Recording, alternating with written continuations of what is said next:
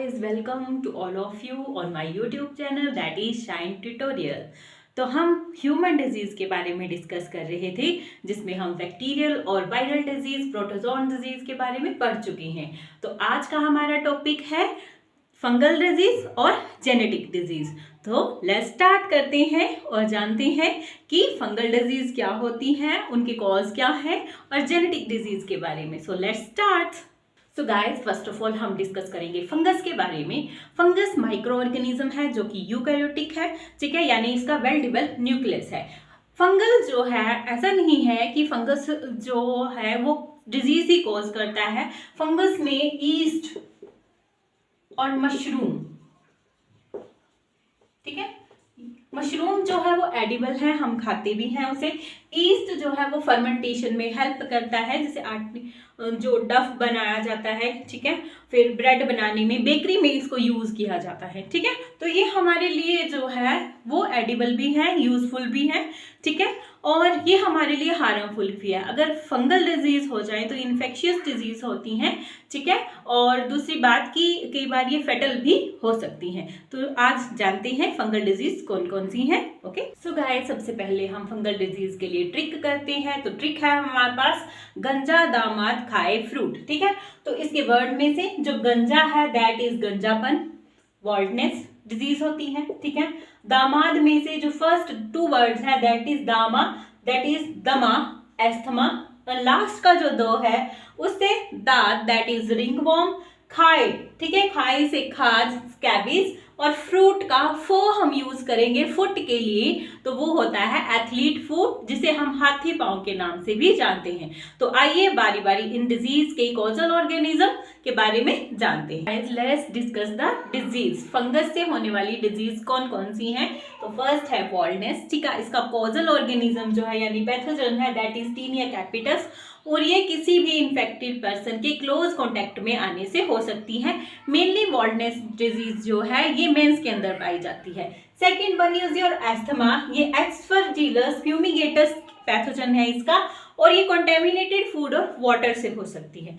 और third disease is रिंगबोर्न, जिसका pathogen है ट्राइकोफाइटम, ठीक है, और ये भी क्लोज कॉन्टेक्ट से होती है, ठीक है। नेक्स्ट वन इज स्कैबीज, ठीक है, सॉरी स्कैबीज, जो कि जिसका जो पैथोजन है दैट इज एस्कैरिस स्कैबीज, ये भी क्लोज कॉन्टेक्ट से हो सकती है।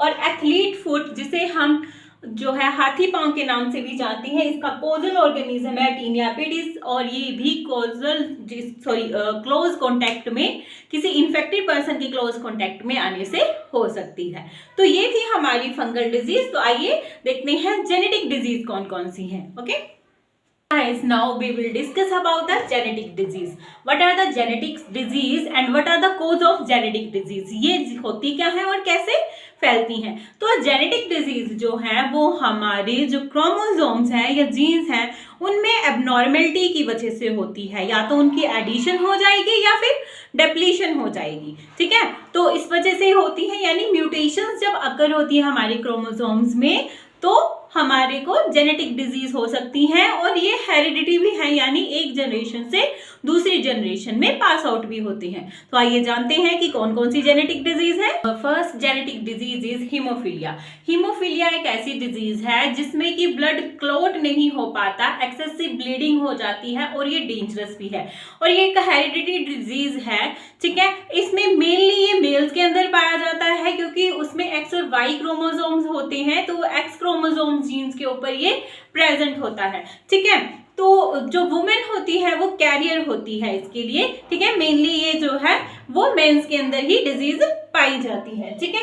Haemophilia disorder in which blood does not clot, वो क्लॉट नहीं होता है, और कॉज होता है ड्यू टू द म्यूटेशन और change in one of the gene that provide instruction for making the clotting factor protein, जो उसको इंफॉर्मेशन देता है, ठीक है। ब्लड क्लॉटिंग फैक्टर वहां पे रिलीज नहीं हो पाता, या जो प्रोटीन जो है वो वहां पे नहीं बन पाता क्योंकि जीन वहां पे अवेलेबल नहीं है, ठीक है। और ये हमेशा ही एक्स क्रोमोसोम के ऊपर प्रेजेंट होता है, ठीक है। हेमोफीलिया में क्या हो सकता है कि जैसे इसके सिम्टम होते हैं कि जॉइंट्स में जो गम्स के जॉइंट्स हैं, ठीक है, यहाँ पे कई बार ब्लीडिंग होती है जो रुकती नहीं है, ब्रेन में भी ब्लीडिंग हो सकती है, इससे पैरालिसिस होने का खतरा भी होता है। अगर एक्सेसिव ब्लीडिंग हो जाए तो ये डेंजरस होती है लाइफ के लिए। Okay, second disease is our sickle cell anaemia. Sickle cell anaemia में क्या होता है कि जो हमारी आरबीसीज होती हैं वो बाइकनकेव शेप से सिकल टाइप यानी जो दराती होती है ना उस टाइप में कन्वर्ट हो जाती हैं, ठीक है। और कई बार ये क्या करती हैं, जो हमारी ब्लड कैपिलरीज, वेन्स, आर्टरीज हैं उनको ब्लॉक कर देती हैं, क्योंकि बाकी जो हमारी बायोकनकेव होती हैं वो तो उसमें से निकल जाती है, लेकिन जब ये सिकल शेप्ड होंगी तो ये क्या करती हैं, कई बार ये ब्लॉकेज भी क्रिएट कर देती हैं, ठीक है। तो इससे जो है वो जो हमारे टिश्यू और ऑर्गन्स हैं उनमें डैमेज भी हो सकता है, ठीक है।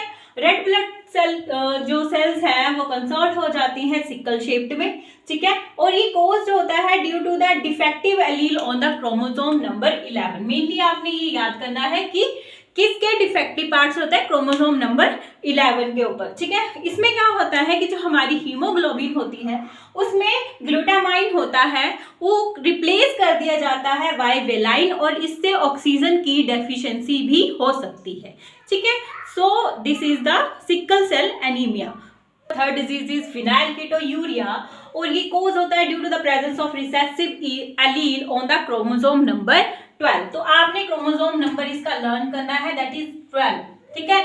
और इससे मेटाबॉलिक डिसऑर्डर भी हो सकते हैं, यानी जो ब्रेकडाउन होती है हमारे फूड की, ठीक है, उसमें क्या होगा, कुछ एबनॉर्मेलिटीज आ जाएंगी, ठीक है, अच्छे से वो मेटाबोलाइज नहीं हो पाएगा, ठीक है। इंक्रीज हो जाती है concentration of amino acid phenylalanine in the blood and urine, यानी फिनाइलकेटोयूरिया के अंदर, यानी अगर किसी पर्सन को ये है तो उसमें जो फिनाइलएनीन है वो ब्लड और यूरिन में इंक्रीज हो जाएगा। और किस वजह से ये इंक्रीज होता है, due to the absence of an enzyme that is also known as phenylalanine hydrolase, ठीक है। इससे क्या होता है कि फिनाइलएनीन या फिर इसके डेरिवेटिव्स जब हमारी बॉडी में बहुत ज्यादा मात्रा में इकट्ठे हो जाते हैं तो हमारा ब्रेन जो है उसमें रिटार्डेशन भी हो सकता है। Next disease is thalassaemia.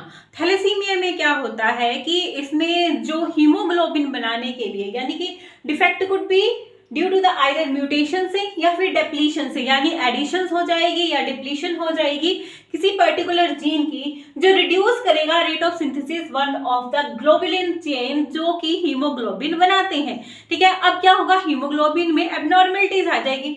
अब एबनॉर्मल हीमोग्लोबिन जो होगा उसकी वजह से एनीमिया होने का खतरा रहता है, और एनीमिया जो ये particular anaemia due to the abnormal haemoglobin that is known as the thalassaemia, ठीक है। और ये मेनली क्रोमोसोम 11 से होता है, और ये जब हमारे पास जो फादर और मदर दोनों ही अगर से इफेक्टेड है या कैरियर है, ठीक है, तो नेक्स्ट ऑफस्प्रिंग में भी ये पास आउट होता है। Okay guys, our next disease is down syndrome.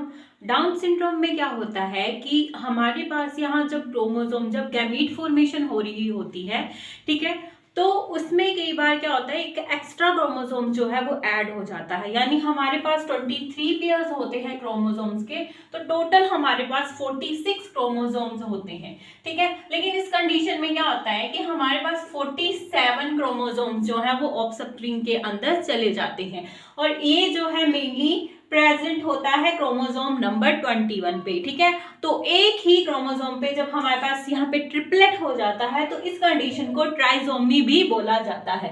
इसके कैरेक्टरिस्टिक्स क्या है कि जो ऑफस्प्रिंग होगा उसका राउंडेड फेस होगा और ब्राउड फोरहेड होगा, ठीक है। उसमें परमानेंटली माउथ जो है वो उसका ओपन रहेगा, मेंटल रिटार्डेशन होगी, यानी लिटिल इंटेलिजेंस, वो ज्यादा समझदार नहीं होगा, ठीक है। और उसके बॉडी पार्ट्स में कोई ना कोई डिफॉर्मेशन होगी, यानी कि बॉडी पार्ट्स में कोई ना कोई उसमें डिफॉर्मेलिटी प्रेजेंट होगी, यानी कि उसमें कोई डिफेक्ट हो सकता है, ठीक है। So guys, our next disease is Klinefelter syndrome. इसमें क्या होता है, ये एक सेक्स क्रोमोसोमल डिसऑर्डर है, यानी कि जैसे हमारे पास 23 पेयर्स होते हैं क्रोमोसोम के, ठीक है।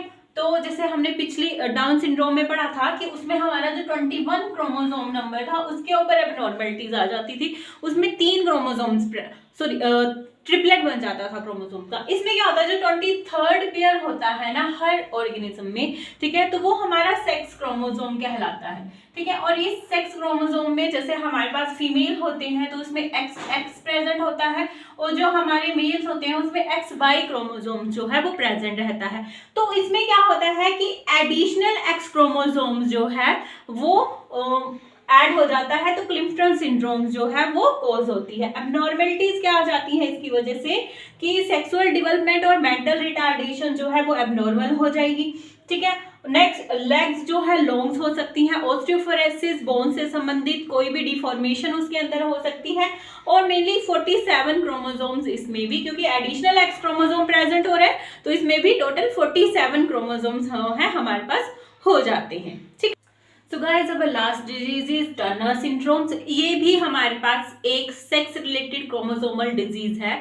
इसमें क्या होता है कि जो हमारे पास फीमेल होती है उसमें केवल एक ही एक्स क्रोमोसोम प्रेजेंट होता है। नॉर्मली जो है हमारे पास फीमेल में X2 क्रोमोसोम प्रेजेंट होते हैं, लेकिन इसमें गैमेट फॉर्मेशन में कुछ ऐसे सर्कमस्टांसेस आते हैं जिसकी वजह से ओनली 1 एक्स क्रोमोसोम ही फीमेल के अंदर प्रेजेंट होता है, ठीक है। तो इसमें क्या हो जाता है कि वेब्ड नेक जो है, यानी कि जैसे मकड़ी का जाला होता है ना, वैसा नेक जो है वो हो जाता है, हैवी होगा वो।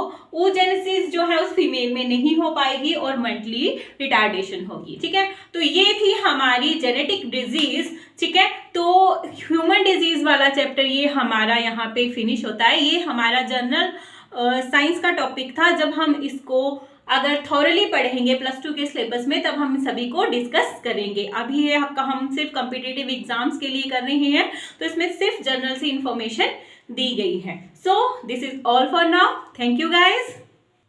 सो गाइज, अब last disease is Turner syndrome. ये भी हमारे पास एक सेक्स रिलेटेड क्रोमोसोमल डिजीज है। इसमें क्या होता है कि जो हमारे पास फीमेल होती है उसमें केवल एक ही एक्स क्रोमोसोम प्रेजेंट होता है। नॉर्मली जो है हमारे पास फीमेल में X2 क्रोमोसोम प्रेजेंट होते हैं, लेकिन इसमें गैमेट फॉर्मेशन में कुछ ऐसे सर्कमस्टांसेस आते हैं जिसकी वजह से ओनली 1 एक्स क्रोमोसोम ही फीमेल के अंदर प्रेजेंट होता है, ठीक है। तो इसमें क्या हो जाता है कि वेब्ड नेक जो है, यानी कि जैसे मकड़ी का जाला होता है ना, वैसा नेक जो है वो हो जाता है, हैवी होगा वो। oogenesis जो है उस फीमेल में नहीं हो पाएगी और मेंटली रिटार्डेशन होगी, ठीक है। तो ये थी हमारी जेनेटिक डिजीज, ठीक है। तो ह्यूमन डिजीज वाला चैप्टर ये हमारा यहाँ पे फिनिश होता है। ये हमारा जनरल साइंस का टॉपिक था। जब हम इसको अगर थॉरली पढ़ेंगे +2 के सिलेबस में, तब हम सभी को डिस्कस करेंगे। अभी ये हम सिर्फ कॉम्पिटिटिव एग्जाम्स के लिए कर रहे हैं, तो इसमें सिर्फ जनरल सी इंफॉर्मेशन दी गई है। So this is all for now, thank you guys.